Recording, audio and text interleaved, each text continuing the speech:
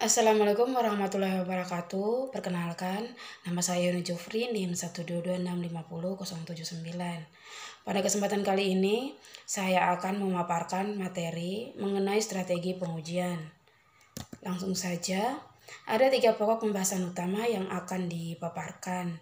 Yang pertama, kelebihan dan kekurangan dari black box testing dan white box testing. Yang kedua, dalam situasi apa pengujian manusia lebih diutamakan dibandingkan dengan pengujian otomatis dan sebaliknya. 3. Bagaimana cara memastikan pengujian non-fungsional seefektif mungkin. Yang pertama, kelebihan dan kekurangan dari black box testing dan white box testing. Black box testing adalah teknik pengujian perangkat lunak yang mengevaluasi fungsionalitas aplikasi perangkat lunak tanpa memerlukan pengetahuan tentang cara kerja internalnya. Metode ini memperlakukan perangkat lunak seperti black box, di mana hanya input dan output yang diamati dan dianalisis. Pengujian black box difokuskan pada pengujian perilaku perangkat lunak dalam skenario dan masukan yang berbeda. Kelebihan dari black box testing, yang pertama, pengujian yang berfokus pada pengguna, menguji perangkat lunak dari sudut pandang pengguna, memastikan bahwa perangkat lunak tersebut memenuhi persyaratan dan harapan mereka. 2. Pengujian diselesaikan lebih cepat karena tidak memerlukan pemahaman tentang cara kerja internal perangkat lunak. 3. Lebih hemat biaya dibandingkan pendekatan pengujian lainnya, terutama ketika menguji aplikasi perangkat lunak berukuran besar. 4.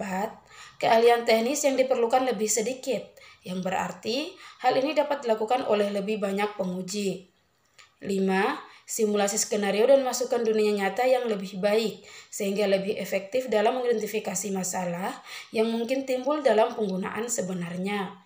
Dan yang terakhir, bias berkurang karena pengujian black box dilakukan tanpa mengetahui cara kerja internal perangkat lunak. Untuk kekurangan dari black box testing, yang pertama, cakupan terbatas. Ini mungkin tidak mencakup semua potensi cacat, hanya akan menguji bagian perangkat lunak yang terlihat oleh penguji.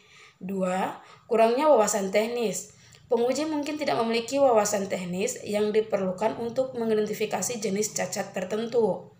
3. Terbatasnya masukan bagi pengembang mengenai cara kerja internal perangkat lunak, sehingga lebih sulit untuk mengidentifikasi dan memperbaiki kerusakan. 4. Kesulitan mereproduksi cacat yang hanya terjadi dalam keadaan tertentu. Kemudian white box testing. Nah, white box juga dikenal sebagai pengujian clear box atau pengujian struktural. Adalah teknik pengujian perangkat lunak yang memeriksa cara kerja internal aplikasi perangkat lunak. Tidak seperti pengujian black box yang menguji perangkat lunak tanpa mengetahui struktur internalnya. Pengujian white box melibatkan pemahaman kode dan logika internal perangkat lunak untuk mengujinya secara menyeluruh. Tujuan pengujian white box adalah untuk memvalidasi bahwa kode berfungsi dengan benar dan untuk mengidentifikasi potensi masalah yang dapat menyebabkan masalah di kemudian hari. Kelebihan dari white box testing, yang pertama, cakupan kode yang lebih baik, memastikan bahwa semua bagian kode diuji. 2. Deteksi cacat dan potensi masalah sejak awal proses pengembangan, sehingga dapat menghemat waktu dan uang dalam jangka panjang.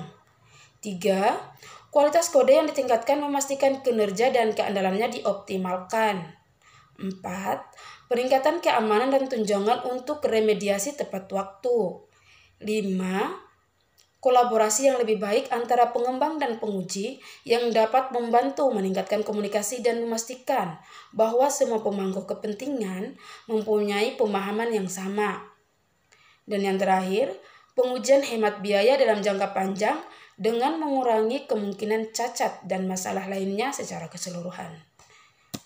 Nah, untuk kekurangan dari white box testing, yang pertama, memakan waktu karena memerlukan pemahaman tentang cara kerja internal perangkat lunak. 2. Mahal karena memerlukan penggunaan penguji berketerampilan tinggi yang dapat memahami logika internal perangkat lunak.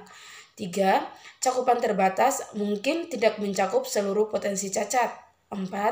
Bisa jadi terlalu teknis, memerlukan keahlian teknis tingkat tinggi yang mungkin sulit dipahami oleh pemangku kepentingan non-teknis.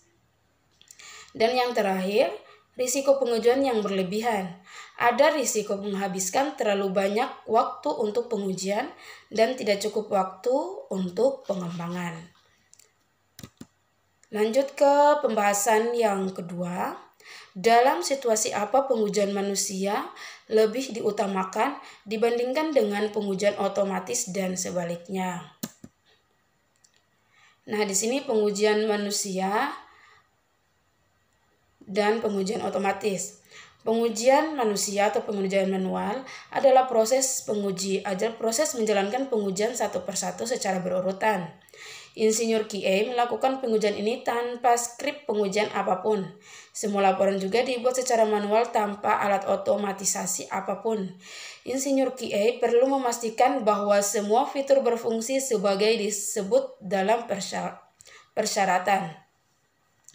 Pengujian otomatis adalah otomatisasi operasi pengujian rutin dan mengarah pada proses pengembangan. Nah, ini dia poin-poin situasi pengujian manusia lebih diutamakan dibanding dengan pengujian otomatis. Yang pertama, ketika perlu menguji interaksi pengguna yang kompleks atau menjelajahi kasus-kasus edge. Nah, pengujian otomatis kesulitan menghadapi skenario yang memerlukan intuisi dan penilaian manusia. Pengujian manual memungkinkan eksplorasi dan penemuan masalah yang tidak terduga secara fleksibel. 2. Pengujian kegunaan adalah prioritas. Penguji manual dapat memberikan wawasan berharga tentang pengalaman pengguna, navigasi, dan intuisi yang sulit ditangkap dengan otomatisasi. Yang ketiga, pengujian ini jarang dijalankan atau untuk proyek jangka pendek. Menyiapkan dan memelihara pengujian otomatis dapat memakan waktu, sehingga mungkin tidak hemat biaya untuk proyek jangka pendek atau kebutuhan pengujian yang jarang dilakukan. 4. Memerlukan lebih banyak keahlian teknis untuk otomatisasi. Menerapkan dan memelihara pengujian otomatis seringkali memerlukan keterampilan pemrograman yang mungkin tidak tersedia.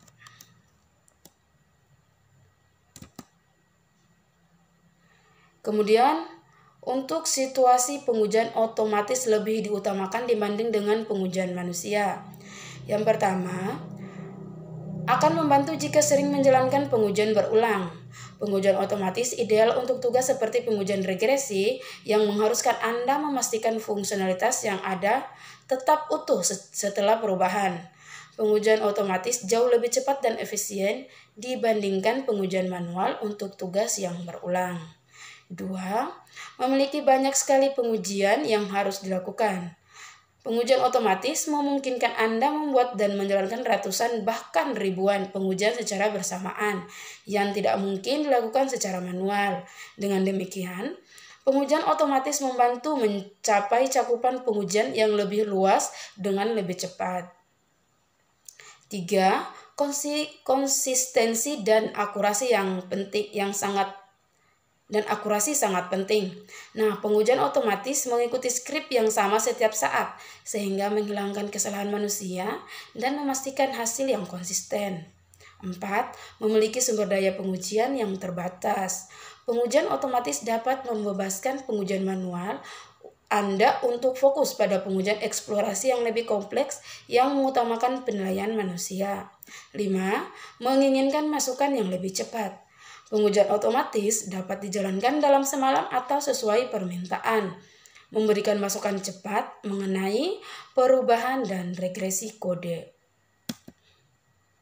Nah, kemudian lanjut ke pembahasan yang ketiga, yaitu bagaimana cara memastikan pengujian non-fungsional seefektif mungkin.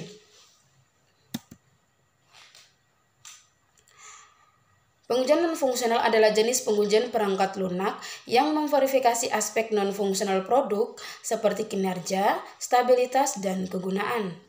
Pengujian non-fungsional memverifikasi seberapa baik kinerja produk. Cara untuk memastikan pengujian non-fungsional seefektif mungkin. Di sini ada beberapa parameter. Yang pertama, keamanan. Parameter ini diuji selama pengujian keamanan. Parameter ini menentukan bagaimana sistem aman terhadap serangan mendadak dari sumber internal dan eksternal. 2. Keandalan. Parameter ini diuji selama pengujian reliabilitas. Hal ini menentukan sejauh mana sistem menjalankan fungsi yang diharapkan tanpa kegagalan. 3. Kemampuan bertahan. Parameter ini diuji selama pengujian pemulihan. Parameter ini memeriksa apakah sistem perangkat lunak dapat memulihkan dirinya sendiri jika terjadi kegagalan dan terus menjalankan fungsi yang ditentukan tanpa kegagalan apapun. Kemudian yang keempat, ketersediaan. Ini diuji selama pengujian stabilitas. Ketersediaan di sini berarti persentase ketersediaan sistem perangkat lunak terhadap perjanjian tingkat layanan asli. Artinya, sejauh mana pengguna dapat mengandalkan perangkat lunak selama pengoperasiannya. 5. Efisiensi. Parameter ini berarti sejauh mana sistem perangkat lunak dapat menangani kuantitas dan waktu respon. 6.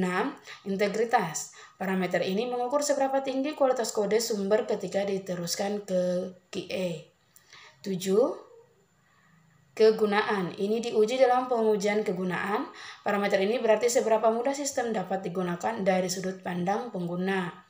8. Fleksibilitas. Parameter ini berarti seberapa baik sistem dapat merespon ketidakpastian sedemikian rupa sehingga memungkinkannya berfungsi secara normal. 9. Skalabilitas. Parameter ini diuji selama pengujian skalabilitas. Parameter ini mengukur sejauh mana aplikasi dapat meningkatkan atau memperluas kapasitas pemrosesannya untuk memenuhi peningkatan permintaan. 10. Dapat digunakan kembali.